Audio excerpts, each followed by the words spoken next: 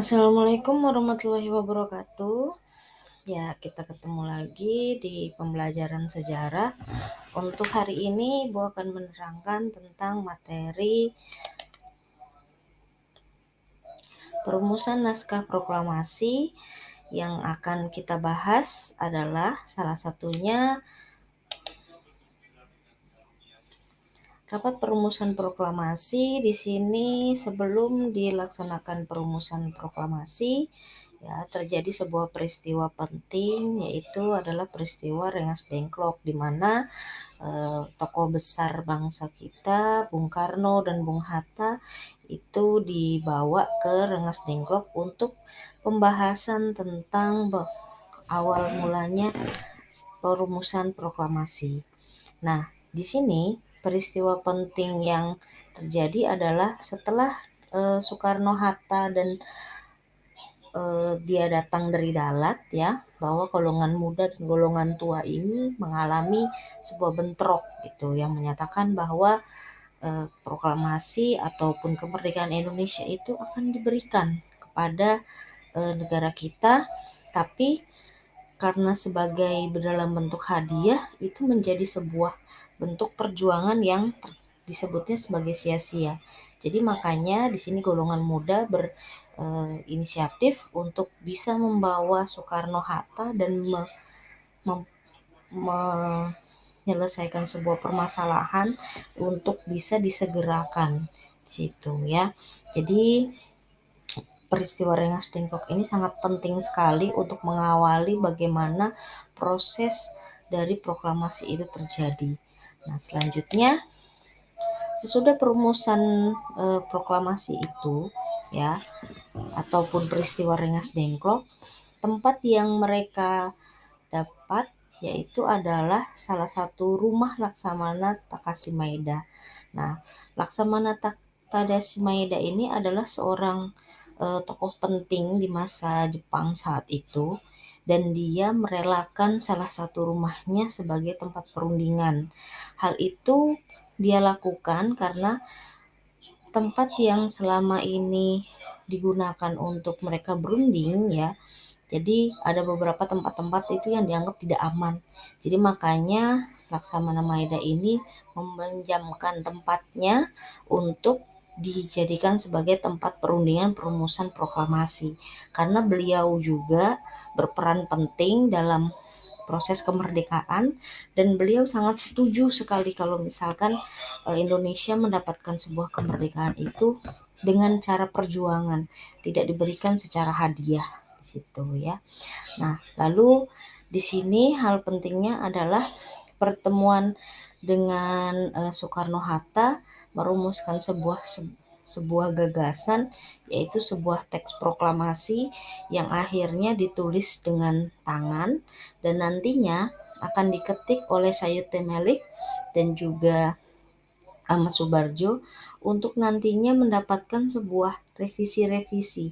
Nah, dari revisi itu akhirnya mencetuskan sebuah teks proklamasi yang selama ini bisa kita dengar di situ. Selanjutnya adalah masih dari rumah Laksamana Maeda. Kenapa harus rumah Laksamana Maeda? Karena saat itu beberapa angkatan militer Jepang, ya, berusaha menggagalkan usaha bangsa Indonesia untuk mengumumkan proklamasi kemerdekaannya. Walaupun dari Jepang sendiri sudah membentuk yang namanya BPUPKI, itu tidak menyelesaikan sebuah permasalahan, ya. Jadi menurut Jepang bahwa mereka masih punya kesempatan, walaupun mereka sudah menyerahkan kekuasaan secara penuh atau dia menyerah kepada sekutu pada tanggal 14 Agustus 1945. Ya, jadi di saat itu ataupun di saat peristiwa terjadinya Rengas Dengklok itu sekitar pada tanggal 16 Agustus 1945. Nah, menjelang malam sesudah hasil rapat di rumah Laksamana Maeda, hal yang selanjutnya adalah terciptanya perumusan teks proklamasi. Di sini ada dua, ya. Jadi yang tadi disebutkan Ada satu proklamasi yang dituliskan secara tangan, lalu dari tangan itu diperbaiki ataupun ditulis dengan baik lagi untuk bisa dibacakan saat eh, pembacaan tanggal 17 Agustus 1945. Nah, hal-hal ya di sini yang menjadi revisi saat itu adalah dari kata tepoh ya. Jadi dalam sebuah tulisan tangan di situ ada kata tempo ya. Jadi dalam tempo. Nah, di situ dirubah menjadi tepoh. Karena dulu ejaannya itu masih ejaan bahasa apa? eh, bahasa Indonesia lama ya, jadi menggunakan bahasa Indonesia yang agak kuno, jadi tulisan mereka itu juga mengalami perubahan ya. Jadi beberapa tata bahasa itu masih ada membawa ciri-ciri dari Jepang juga di situ. Nanti kita lihat selanjutnya. Lalu dari kalimat wakil-wakil bangsa Indonesia itu dirubah menjadi atas nama bangsa Indonesia. Karena menurut mereka atau menurut Said Melik dan juga teman-teman saat itu lebih tepat daripada menyebutkan atas nama bangsa Indonesia saat itu. Ya, apa wakil-wakil bangsa Indonesia, maaf. Ya, jadi wakil-wakil bangsa Indonesia.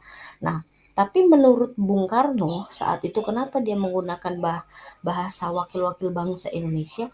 Karena dia memikirkan sebuah undang-undang yang dulu pernah dibentuk di era Perang Dunia Pertama, yaitu salah satu referendum dari surat perjanjian PBB, di mana di situ ada sebuah eh, apa namanya eh, tulisan juga ya, undang-undang juga yang di situ bunyinya Atlantic Charter itu juga ditandatangani oleh banyak orang yang saat itu hadir. Jadi Pak Karno saat itu berpikiran bahwa kertas proklamasi ini nggak harus ditandatangani oleh saya saja gitu, oleh beliau. Jadi beliau menginginkan bahwa semua orang yang ada di dalam ruangan itu harus menandatangani sebagai bentuk bahwa mereka mendukung dan menyetujui bahwa proklamasi itu harus segera di eh, harus segera dibacakan saat itu ya. Lalu selanjutnya kata yang berubah lagi adalah tanggal ya. Di situ tertulis 17/8/05. Nah, di sini masih menggunakan tulisan Belanda. Maaf, bahasa Jepang di situ ya, 05. Nah, terus itu dirubah menjadi 17 Agustus 1945. Nah, jadi di sini ada salah satu gambar teks tertulis dan juga ada teks yang sudah terketik di situ. Oke, selanjutnya adalah pembacaan teks proklamasi. Ini juga menjadi perdebatan ya. Harus di mana dibacakannya, terus harus bagaimana mengumumkannya. Karena saat itu memang ya tadi yang sudah Ibu katakan bahwa Jepang itu berusaha untuk eh, me- menyetop ataupun mengatur kegiatan-kegiatan kita untuk proses kemerdekaan itu. Karena mereka berharap masih bisa menguasai Indonesia dan juga masih bisa memimpin walaupun mereka juga menyerah kepada sekutu. Itu karena mereka juga nggak mau rugi ya untuk kehilangan Indonesia. Nah, dari sini pembacaan teks proklamasi akhirnya mendapatkan sebuah masukan dari beberapa orang. Salah satu tempat yang menjadi tujuan utama itu adalah lapangan Ikada. Tetapi karena lapangan Ikada ini sudah dijaga ketat oleh tentara Jepang dan sudah menjadi pantauan bahwa akan terjadi sebuah hal-hal yang tidak diinginkan, nah makanya mereka berpikir ulang. Kalau sampai nanti mereka membuka sebuah pembacaan teks proklamasi di lapangan Ikada, itu akan menjadi bumerang ataupun akan mengorbankan banyak orang ya, terutama warga masyarakat Indonesia saat itu. Jadi makanya Bung Karno mengusulkan salah satu tempat yang aman yaitu adalah di rumahnya, yaitu tepatnya di Jalan Pegangsaan Timur 56 Jakarta pada tanggal 17 Agustus 1945. Nah, hal yang penting di sini akhirnya ada beberapa sehingga muncul sebuah kegiatan yang setiap hari selalu kita kumandangkan ya di sekolah gitu. Tapi kalau untuk masa pandemik ini kita nggak pernah melakukan. Cuman memang kalau kita sudah tatap muka dan normal kembali dan kehidupan di lingkungan kita sudah membaik, ini akan kita lakukan yaitu proses upacara bendera ya. Jadi setiap hari Senin tuh kita selalu melakukan. Terus hal pentingnya lagi saat pembacaan teks proklamasi itu adalah pengibaran bendera merah putih untuk pertama kali dan juga diperdengarkannya lagu Indonesia Raya oleh Wage Rudolf Supratman saat itu ya. Dia memainkan biolanya untuk mengiringi pengibaran bendera. Nah, jadi ini cikal bakal ya awal mulanya bagaimana lagu Indonesia Raya dan juga pengibaran bendera itu dilaksanakan. Nah, dari situ semua hal penting dari kegiatan proklamasi itu menjadi bagian dalam kegiatan kita dalam upacara bendera. Nah, kecuali untuk tanggal-tanggal penting seperti tanggal 17 Agustus itu kita selalu mendengarkan sirine ya tepat pada jam 10 di mana di situ sesudah sirine berbunyi dan pembacaan teks proklamasi selalu dikumandangkan dan itu setiap 1 tahun sekali selalu kita dengarkan gitu ya walaupun itu tidak secara langsung tapi secara online juga kita sudah pernah. Nah, untuk selanjutnya adalah kuis ya. Nah, jadi kuis yang akan dibicarakan di sini adalah oke, kita lanjut ke kuisnya. Oke. Berikan opini Anda bagaimana cara kita mengisi kemerdekaan pada saat ini. Lalu yang selanjutnya, menurut Anda, apa makna dan arti penting proklamasi kemerdekaan Indonesia? Lalu yang ketiga, jelaskan apa itu peristiwa Rengas Dengklok. Tadi sudah Ibu jelaskan ya di depan. Lalu selanjutnya, di mana dilaksanakan pembacaan teks proklamasi? Nah, itu nanti kalian jawab. Dan jawaban kalian tolong ditulis di kolom komentar YouTube gitu. Nah, jadi untuk kalian bisa menjawab pertanyaan ini, berarti kalian harus menyimak dulu video yang sudah Ibu bikin hari ini ya. Jadi untuk sesudah kalian menjawab, itu akan menjadi nilai tambahan kalian dalam kegiatan pembelajaran online pada hari ini.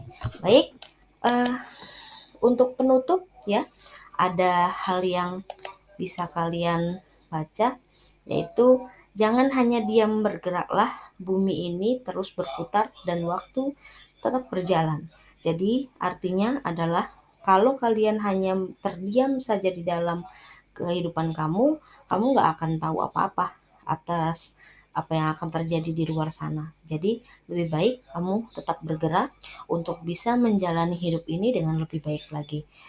Oke, demikian pembelajaran pada hari ini. Sampai jumpa. Terima kasih atas perhatiannya. Kita ketemu lagi minggu depan dalam pembelajaran yang selanjutnya.